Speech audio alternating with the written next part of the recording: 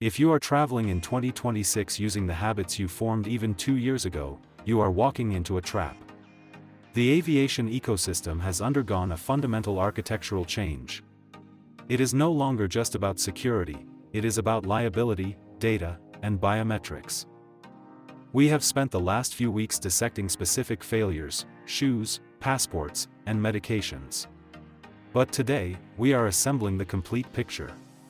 We are going to walk through the entire life cycle of a modern trip, from the moment you book your ticket to the moment you clear customs at your destination. This is your master briefing.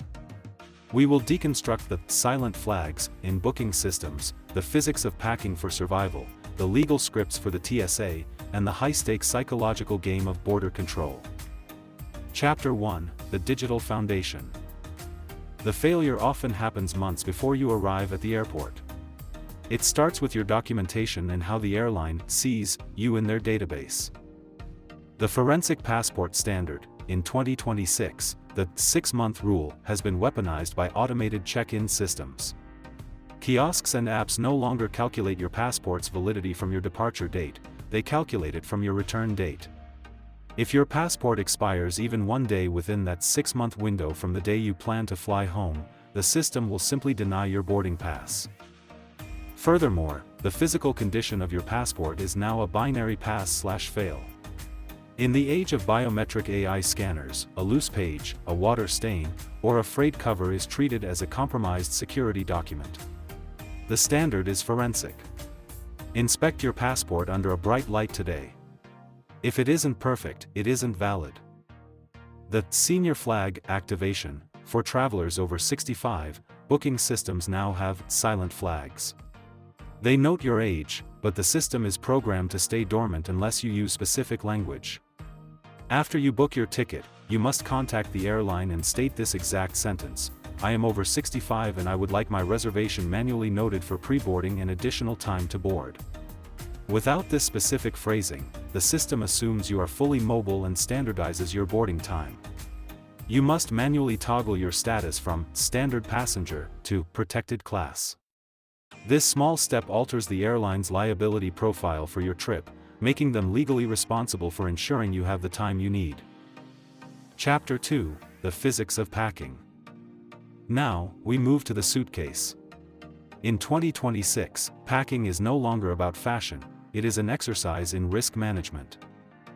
The footwear liability: flight attendants judge your shoes not for style, but for survivability. In an emergency, your shoes are safety equipment.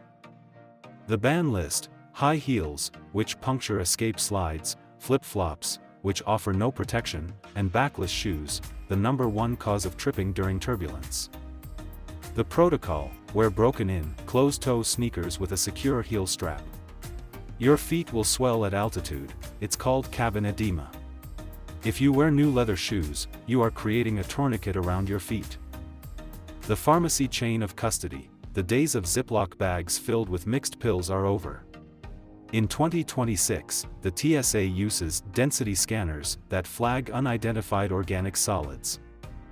The rule: all prescription meds must be in their original pharmacy bottles with your name clearly printed. The liquid exemption: you are not bound by the 3.4-ounce rule for medically necessary liquids like cough syrups or contact solutions. But you must perform the separate bag declaration.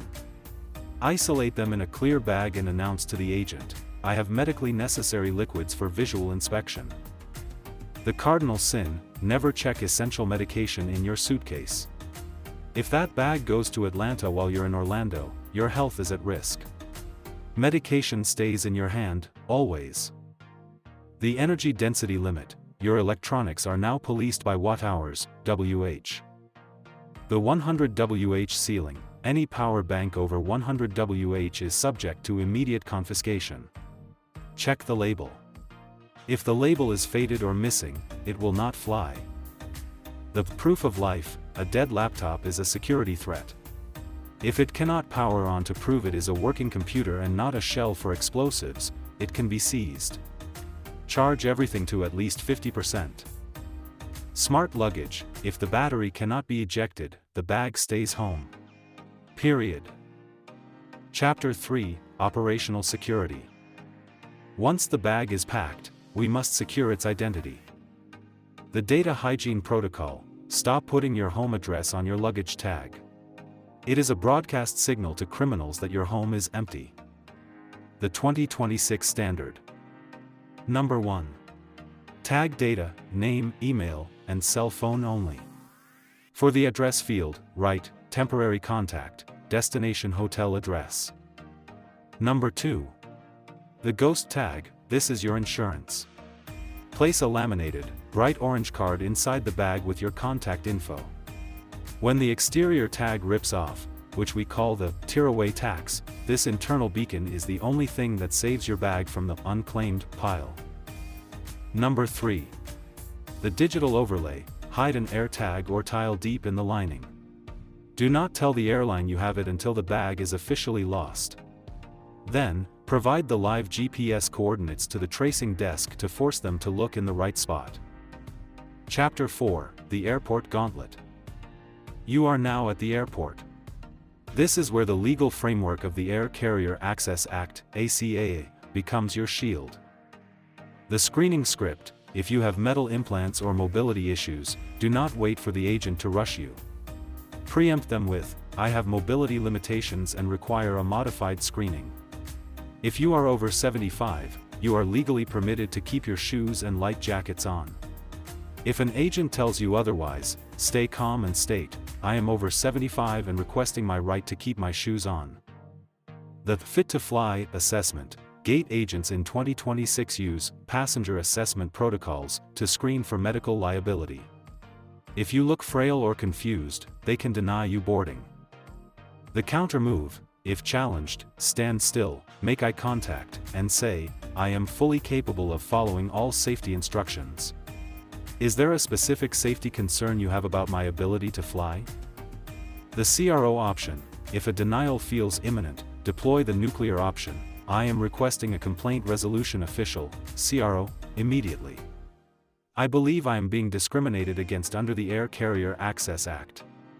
This stops the boarding process and brings in a federal compliance officer. Most agents will back down the moment they hear the letters CRO. Chapter 5: The Border Psychological. You have landed.